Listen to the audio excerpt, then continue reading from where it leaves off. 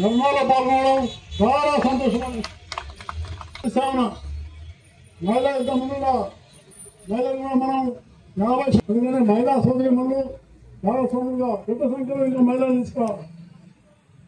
అందుకని మన ఉద్యమాన్ని శ్రీరావు చెప్పినట్టుగా ఈ ఉద్యమాన్ని మన యొక్క జేఏసీ యొక్క ఉద్యమాన్ని దీన్ని నేను మీకు సభాముగా మనం చేస్తున్నాను. రాష్ట్రంలో ఉన్నటువంటి మండల స్థాయిగా తీసుకురా అప్పుడే ఒక చైతన్యం అనేది వస్తుంది. సాధిద్దాం 42% రిజర్వేషన్లు, సాధిద్దాం 42% బీసీ రిజర్వేషన్లు, మేమెంతో పేదల ఐక్యత. ధన్యవాదాలు.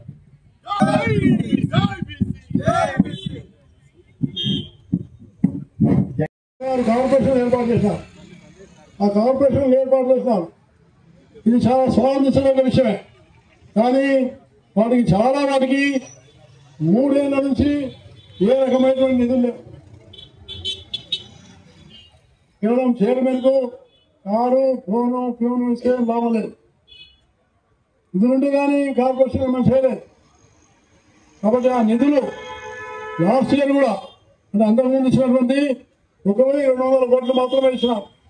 ఇన్ని కార్పొరేషన్లకు ఇంత జనాభా ఉంటే 1,200 కోట్లు మాత్రమే శాంక్షన్ అయింది. అందులో పర్సెంట్ కూడా 50% కట్టారు. నేను మీకు తెలియజేస్తున్నానంటే మనము అభివృద్ధి మీద కూడా మనం ఉద్యమాలు చేయాల్సిన అవసరం ఉన్నాం. ప్రభుత్వం యొక్క పథకాలు సక్రమంగా అందుతున్నాయా లేవా? ఎందుకంటే అనేకమైనటువంటి గ్రామీణ ప్రాంతాల్లో ఉన్న వాళ్ళు అనేక విధాలుగా ఇబ్బంది పడుతున్నారు. హాస్టల్ యొక్క సంఖ్య బాగా తగ్గిపోతుంది. విద్య లేకపోతే హాస్టల్ లేకపోతే పేదవాళ్ళు ముందుకు రాలేదు. కాబట్టి మనం మీ అందరితో కోరుతున్నాం, రిజర్వేషన్ల మీద మనం పోరాటం చేయాల్సిందే. అదేవిధంగా వాటితో పాటు బీసీ సంక్షేమానికి సంబంధించినటువంటి విద్య, వైద్యము, ఉపాధి మీద కూడా నిరంతరం పోరాటం చేయాలని నేను మీకు సభాముగా మనం చేస్తున్నాను. ఎప్పుడైనా కూడా మనం అడిగితే కొన్ని ఇస్తారు, కొన్ని ఇవ్వకపోవచ్చు. కానీ ఉద్యమం మాత్రం మనం కొనసాగించాం. అందుకని నేను శ్రీనివాస్ గారు వచ్చినప్పుడు మేము ఈ ధర్మ పోరాటం చేస్తున్నాం, మీకు కావాలంటే తప్పకుండా వస్తామని చెప్పేసి ఈ కార్యక్రమాన్ని రావడం జరిగింది. నమస్కారం తెలియజేస్తూ, చాలా ఈ దేశం సుదీర్ఘమైనటువంటి పోరాటం చేసి స్వాతంత్రాన్ని సంపాదించుకున్నాం. నేను విన్నటువంటి మాట ఏంటంటే, దేశ స్వాతంత్ర పోరాటంలో దేశం మొత్తం మనస్ఫూర్తిగా లీనమై గాంధీజీ గారి నేతృత్వంలో భాగస్వాములై దేశ పోరాటం సాగుతున్నటువంటి సమయంలో ఆ మహోద్యమంలో పాల్గొన్న పాత్రధారులైనటువంటి ప్రతి ఒక్కరి విశ్వాసం అన్ని సమస్యలకు పరిష్కారం, దేశానికి స్వాతంత్ర్యం. ఇది మొదటి ఘట్టం అయితే, ఈ దేశ ప్రజాస్వామ్య సౌధానికి పునాది రాళ్ళు బీసీ. ఈ దేశంలో రాజ్యాధికార మార్పిడి పార్టీల మధ్య ఎప్పుడు జరిగినా, ఎవరి ప్రభుత్వం అధికారంలోకి వచ్చినా ఆ ప్రభుత్వాలు ఏర్పడడంలో గణనీయమైన క్రియాశీలమైన అద్భుతమైనటువంటి పాత్ర పోషించింది బీసీలు. కారణం ఏమైనా 78 సంవత్సరాల స్వాతంత్ర ఈ 3 సమావేశాలు పెట్టి ప్రధానమంత్రికి బహిరంగంగా మీడియా సమక్షంలో అపాయింట్మెంట్ కోరుతూ లేఖ రాయండి. ఆ అపాయింట్మెంట్ ఇస్తే సరే, అపాయింట్మెంట్ ఇవ్వకుండా సాధ్యమైనటువంటి పరిస్థితి వస్తుంది. ఇక కేంద్ర ప్రభుత్వం ఏంటంటే నాకు పట్టింపు లేదు, చాక తవుడు వచ్చి ముఖ్యమంత్రి రేవంత్ రెడ్డి గారి నేతృత్వంలో అఖిల పక్షాన్ని తీసుకొని పోవాలి.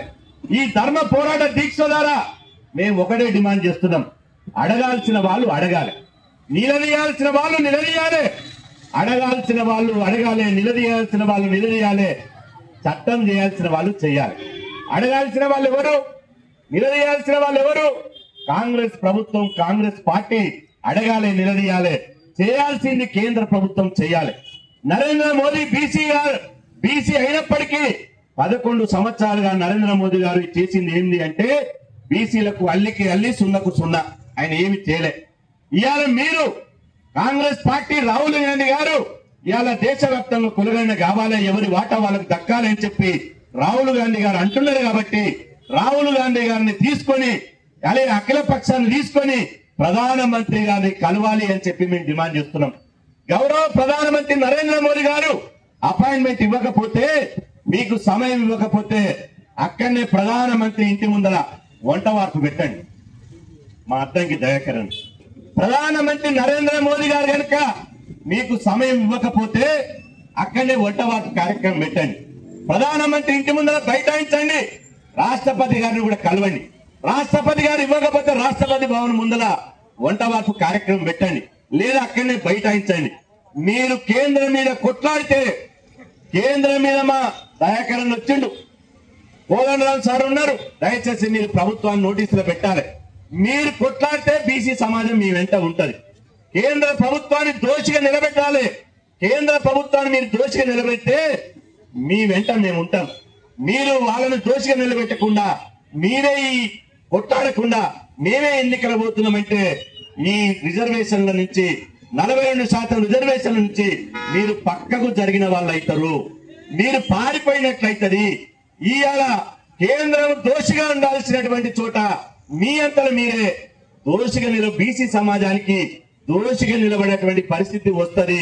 ఇది రావద్దు అని చెప్పి ఈ సందర్భంగా మేము డిమాండ్ చేస్తున్నాం.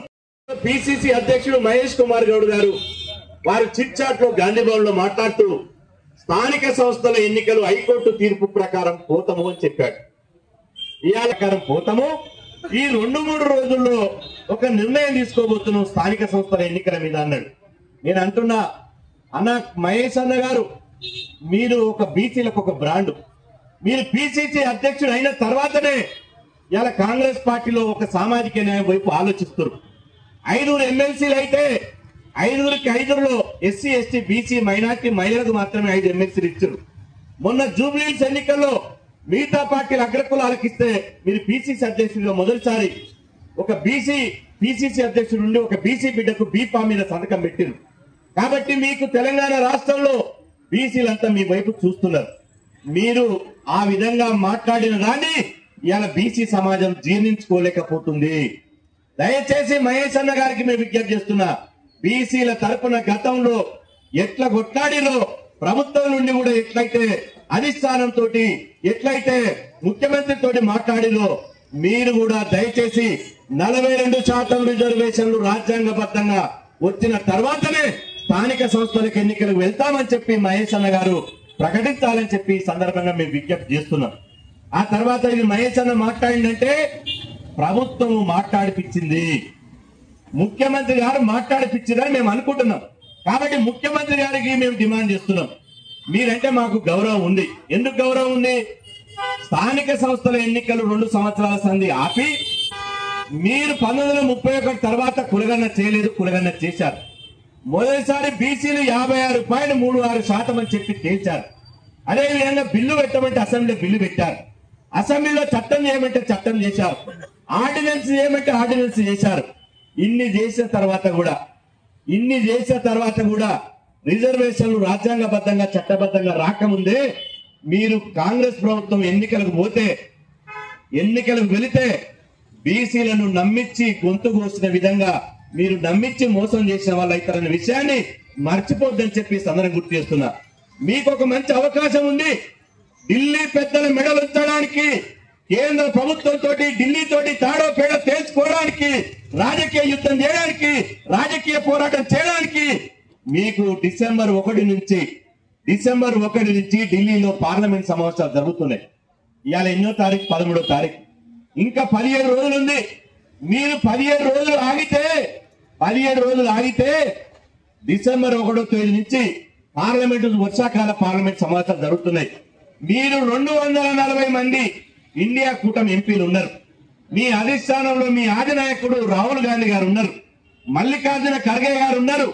వాళ్ళని సమన్వయం చేసుకొని మీరు వాళ్ళని కోఆర్డినేట్ చేసుకొని ఈ పార్లమెంటు సమావేశాల వేదికగా ఈ పార్లమెంటు సమావేశాలు వేదికగా మీరు పార్లమెంటును స్తంభింపజేయండి. నరేంద్ర మోదీ ప్రభుత్వం మీద రాజకీయ యుద్ధం చేయండి. మీరు యుద్ధం చేస్తే ఈ బీసీ సమాజం మీతో కలిసి వస్తుందని చెప్పి ఈ సందర్భంగా మీకు కోరుతున్నా. ఎందుకంటే మీరు గనుక కేంద్ర ప్రభుత్వం మీద ఒత్తిడి తీసుకురాకుండా పార్లమెంటును స్తంభింపజేయకుండా 240 మంది ఎంపీలను ఇవాళ వేదిక చేసుకుని మీరు పోరాడకపోతే రేపు బీసీ సమాజానికి ద్రోహం చేసిన వాళ్ళు అవుతారు. బీసీలను నమ్మించి గొంతు కోసిన వాళ్ళు అవుతారు. మీ ప్రయత్నం మీరు చేయండి. మీ ప్రయత్నంలో లోపం ఉండొద్దు. మీ ప్రయత్నం